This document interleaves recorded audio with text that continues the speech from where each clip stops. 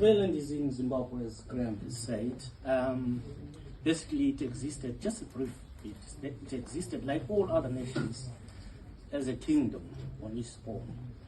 But generally, after 1893, the occupation, and then it was merged with nationalism to create initially a country which was called South Zambezia, because I think Zambia and others were called North Zambezia, and then later on Rhodesia, and then later on when Zambia and Barotseland and everything, when they were called North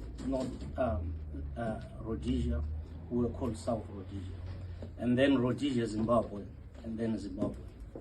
Now, this is where the theater of everything about our difficulties, which, as everyone here says or states, it's as if it's written from the same script, actually, in terms of human rights violations, in terms of abductions, in terms of genocide, which we suffered between 1983 to about 1987, and which continues, and in different forms and different guises, as in, again, continued abductions, human rights violations, marginalization,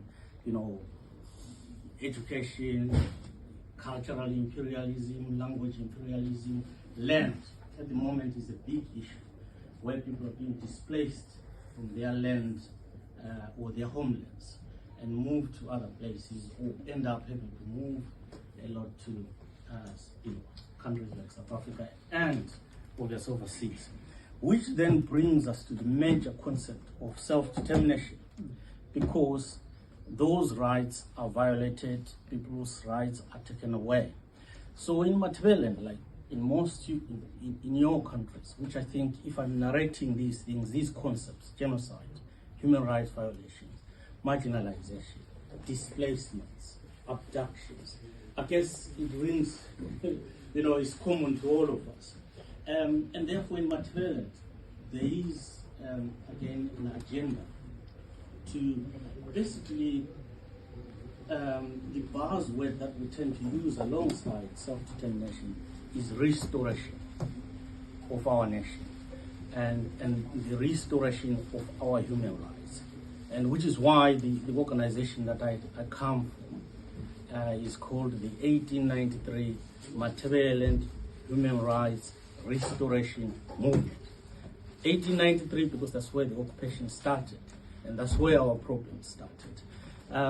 We strongly believe in self-determination, the restoration of human rights in Matabeleland and across all submerged nations without states, which is the reason why we hold the Nation Without States a very important organization, because it's bringing people from various areas for us to share, understand, and I guess fight together for the self-determination concept, for us to realize as peoples across the world who are submerged and marginalized.